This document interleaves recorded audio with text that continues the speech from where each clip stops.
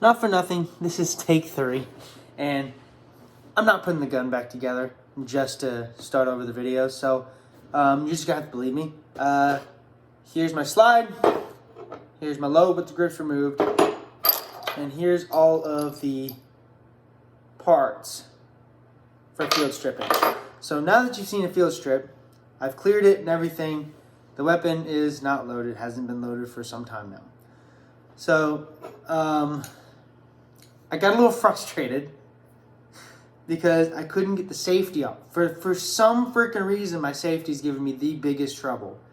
I went a little bit hard with the hammer, a little bit angry with my hammer. It's my gun. I can do this because it's my gun. I obviously wouldn't do this as a professional, but I'm just going to go ahead and move on from here. Move on from this part right here. And nothing's been removed from this. And I'm just going to do it the way that I found was most efficient for me to do it, which is I put it into the safe position, put the thumb safety into safe position.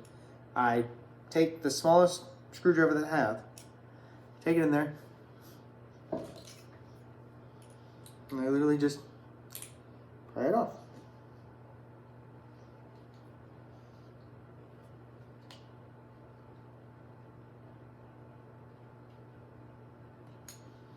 Of course, it doesn't want to do it while I'm here.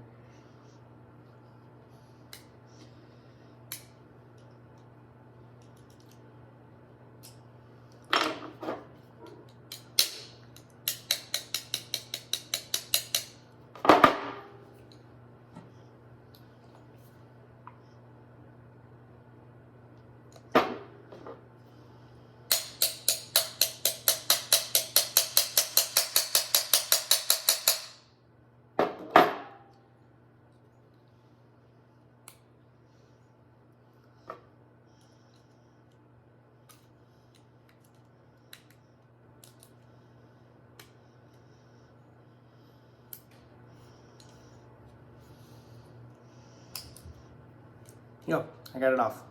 Yay! Finally. I don't know why that was giving me so much trouble. Now I'm going to take my plungers out.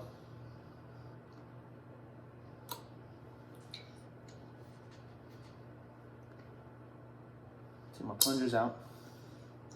And now we can move on finally. Oh my goodness. So obviously the beaver tail won't be able to come out at this point. Gotta be careful dropping the hammer now. But now we can take the other pins out. This should come out relatively easily now. Oh my god, that's how a pin's supposed to come out. That's how a pin's supposed to come out. That's wild, that's crazy. Oh my goodness. Now let's take the hammer out. I'm gonna take, oh, well, hold up. Maybe I won't be doing that. I'll take out the sear pin. And I'll pick it up off the floor because I just threw it across the room. This is just oil.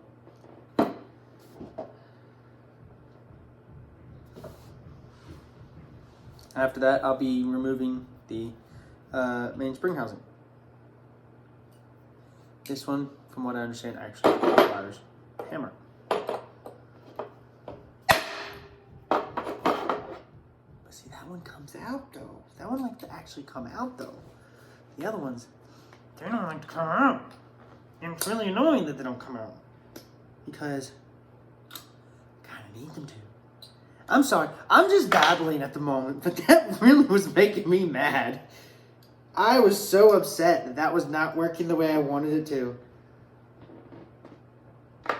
That was making me quite upset, quite irate, if you would, if you will.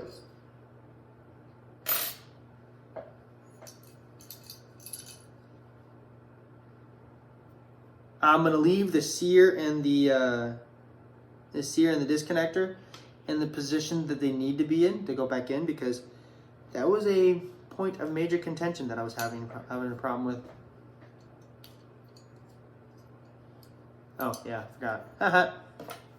Need to remove the what's it called?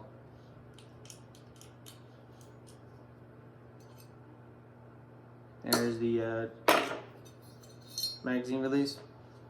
There's the trigger. Now, bottom is complete. What I learned from watching the videos and guides that I looked at, which you can actually see one of the videos behind me. This is not the first time today that I was doing this. Actually, I was using the entire morning to practice on this just to make sure that I wasn't looking like a fool on camera. However, that is my default state. So what you do is take the plunger from the piece from the tail from the spring, and you're going to want to have something in front of this firing pin whenever you push this plate out of the way, because it's going to come up with the force of 1,000 Tongas. So firing pin comes out. Then, oh yeah, I forgot, disconnector. Not disconnector, fucking extractor. Excuse me.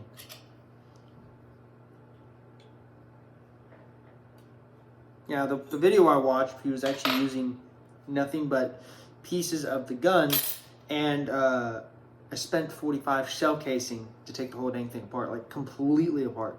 It was actually really interesting. It's amazing what these people will come up with, even though technically speaking that's not the right answer, because you shouldn't be using gun parts to take apart a gun, because I mean the obvious that it could damage the gun parts and make it not go together, especially if you're not careful. So that's why I'm using all the brass stuff, because yeah, sure, it leaves a deposit of brass on it, but it doesn't destroy it. I can clean the brass off really easy. I don't remember how.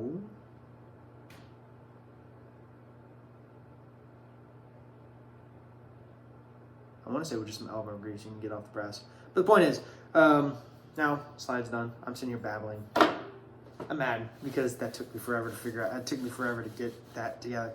So now that everything is taken apart, I'm going to put it all back together. All right, so going to reverse. Put the extractor on. Make sure you put it in the right way, Hunter. Yeah. The firing pin was surprisingly giving me a bit of a problem earlier. It was not liking. It did not want to go in. It did not want to go in. I didn't really find a way in which to do it right. The only thing I can say is I got the plate like just about in. I mean, if you got something that you, I mean, like my thing is, if you got something that you know, you got a trick or something that you think might actually work, it'd be really nice for you to tell me, because it wanted to give me a lot of issues before. Especially because it's got like almost a second wall in there that's got to go through.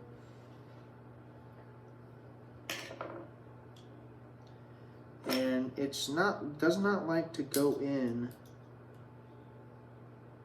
It also likes to violently pop out and smack me in the freaking finger, which is lovely. But that time I actually got it in pretty good. Got in pretty relatively easy. Okay, so the slide's done. So now we're gonna move on to the internals of the frame. All right, so everything that I had. So that you put in the flip dickin' trigger in first, because everything sits on the trigger. The one bit of advice, the one tool that I didn't get that was actually really interesting to think about having, is a pair of tweezers. Because you're supposed to apparently set that on top just like that. And I wish I could show you, but like it just whoop and just whoop and goes in fantastic. After that, you grab its pin. Come on, Magnatray. You grab the sear pin, which I believe is this one. Yes, it is this one. It's this way. Now, here's the crazy part. The way the guy was showing me this, he was like, "Oh, it's really easy. You just gotta like beat the hell out of it and move around and stuff like that." And I was like, "Cool." I don't like doing that. What I did was I took one of the little punches, like the smallest one I could find, and I just did my best, like to wiggle it around a little bit, and out, to wiggle it around a little bit, and be able to actually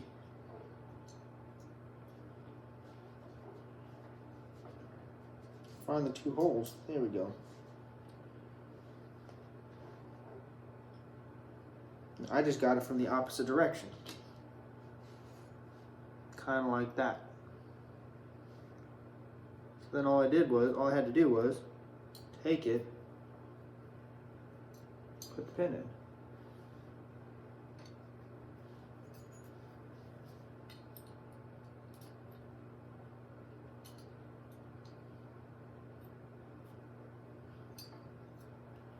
All right, come on. I talked a big game, apparently.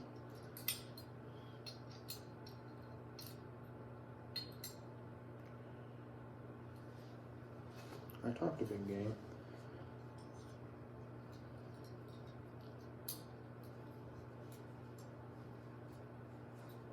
I need to go in you as well.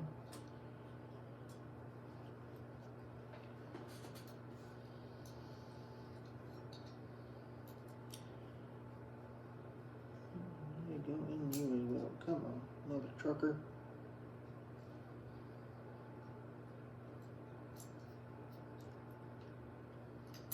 There we go. I got it. There we go. I got it. And so with having the on that side, I literally just took it and interesting. That didn't happen before. There we go. Boop. Now, the one thing it did tell me was that these pins will fall out, so I keep my thumb on it just to make sure that it won't fall out. Seeing as there is a flayed part, so it's not going to fall out this way, but it will fall out this way. So I keep my thumb on the flayed part, just so the flared part. I guess that's the word, the flared part, just so I can, not screw this up. So the next thing I'm going to put in the hammer. The hammer off, which is interesting because the pin looks exactly the same as the sear pin, but there's no way for you to get them confused. Because one's much bigger in diameter than the other.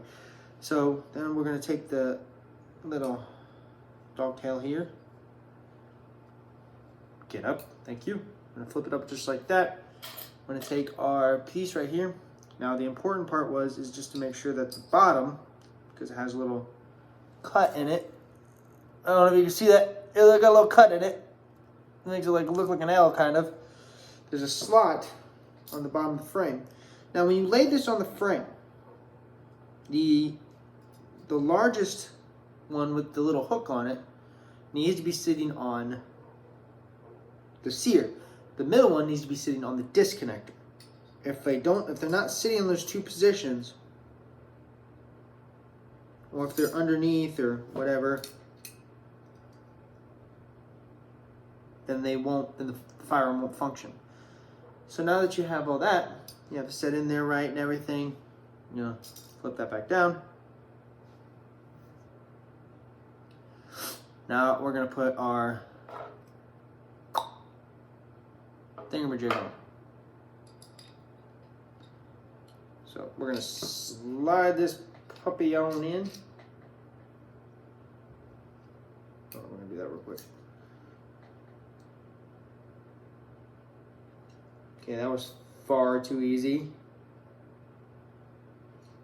I don't like how easy that was.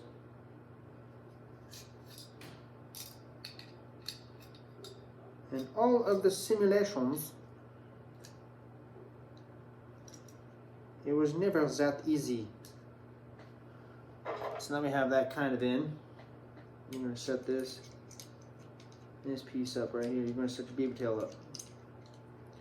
Now, interestingly enough, there's really only one way this thing kind of goes in. So, you just want to make sure it's not on your plunger there. And you want to make sure that your dog tail's in the center.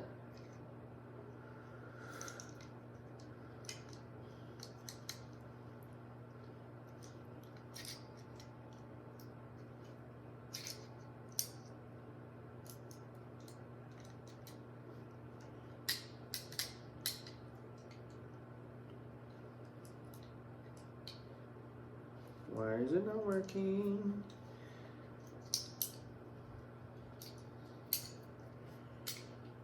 There we go. Now it wants to work. Okay, here we go. All right. Okay,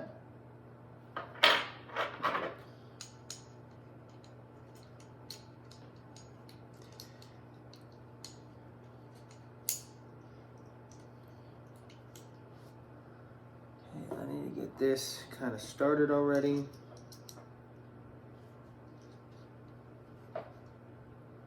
So what I'm doing is it's kind of like some mental gymnastics in my opinion. It's like the worst puzzle I've ever played. So it's kind of like you gotta like push it all the way down, and you have to get that in the hole, but it doesn't like to go in. So you got 4 springs that you're fighting up against. Here's what I'm about to do.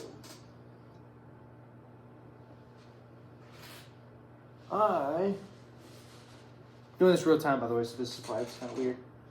I'm going to take a piece of pipe cleaner and I am going to fasten this in place. Piece of dirty clay pipe cleaner from a pipe that I had probably last night. I'm gonna need another one. There we go. Hold up. Hold that thought. Stand by. At least if I'm doing this, then I can't be fighting. I'm not gonna be fighting 2 things. You're gonna stay right there for a second. For a second. What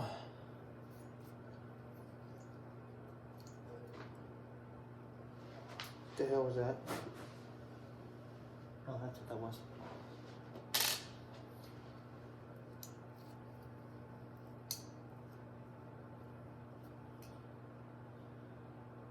Okay.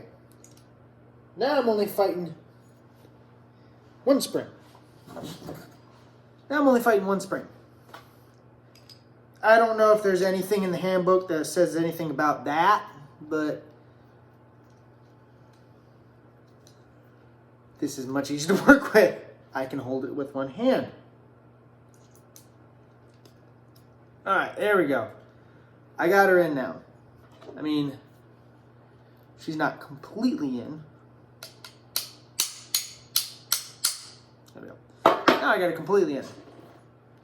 Now I can take these stupid things off.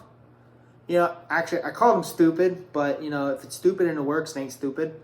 So, I didn't scratch anything with them either, so call it a success, I guess. So now that I've got that in, it shouldn't come out at all. It should be relatively stuck. It should be stuck in there. Kind of how I know I'm doing the right thing here. After that, I'm going to take the plungers that were giving me a problem about an hour ago because they disappeared. I heard it. I heard it. I heard it. I heard it. Where did you go? There you are.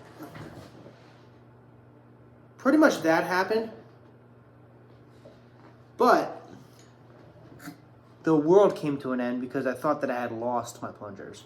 I thought, like, they sprung out and I had no idea where they went, and everything, the world went to hell in a handbasket real quick. And it was terrifying. But here we go. Here we go. So I am going to be putting in, where the heck is it? There it is. I'm going to be putting in the thumb safety. To put the thumb safety in, you kind of have to have it cocked, or else the sear won't be out of the way and you won't have a physical way. It'll be something physically blocking it from actually being able to go in. Now, here's a fun trick. I learned from the guides that I was looking at and some of the videos that I looked at just as reference. It's really hard to get this thumb safety in whenever because the plunger's in the way. So you kind of need to, like, whilst putting pressure on it, while putting pressure on the thumb safety, you kind of need to put pressure on the plunger. And the moment that you kind of feel like a click, meaning that the plunger is now against the safety, you're fine. You just push right in. You take this out, push right in. But, oh yeah, can't do that. Hold up. Last thing we're going to put in is we're going to put in the magazine release. So I'm going to press the actual button over here. I'm going to take my small screwdriver. I'm going to do it, and I'm going to turn it. Go, hold up. Got to actually get it in the screw hunter. I'm going to push it in and turn clockwise. That's going to lock it into place. Now,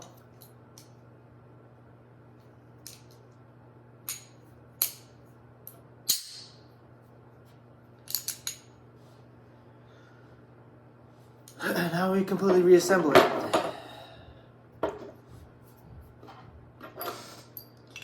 I will say this has been a adventure. I can already tell that there are going to be some guns that I like to take apart and some guns that I really, really don't. And those aren't always going to correlate with guns that I enjoy to shoot. But, yeah, I can definitely already tell that that's going to be a bitch and a half. That some guns are going to be absolute total hell to work on. I mean, I remember my great uncle, whenever we used to talk and everything, how he would talk about how he hated Corvettes. Him being a early model GM mechanic, like, you know, mid model GM mechanic. So he worked on a lot of like 80s and stuff like that. But he got all of his training from the Air Force. What was interesting was I asked myself, I said, well, why? You know, Corvettes are awesome, right? I was like, didn't you say you wanted to get a Corvette? He's like, yeah, I want to get a Corvette. Doesn't mean I want to work on one. They're terrible to work on. They're over-engineered. They have no basis for why they are put together that way. And he just didn't like working on them. But he loved to drive one when he finally got one. So there's that. Excuse me. Good Lord.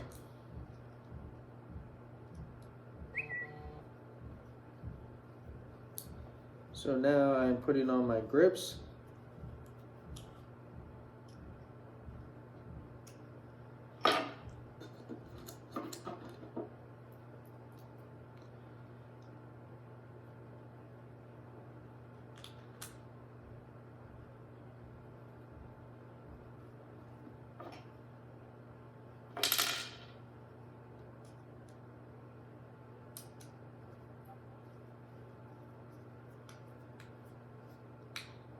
Go away, Discord.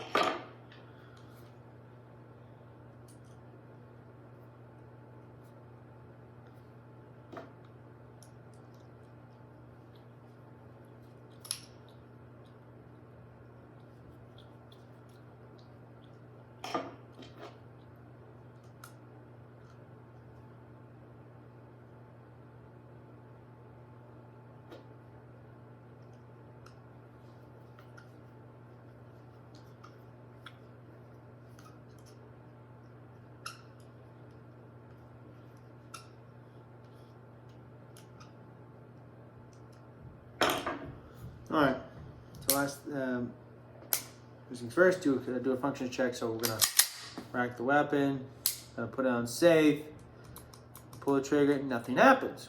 Good. Now we're also going to put it on fire, and now we're going to not depress the beaver tail. Nothing happens. Good. We're going to depress the beaver tail safety. We're also going to press trigger. It fired. Good. We have some good retention. Good. Thank you. Have a nice day.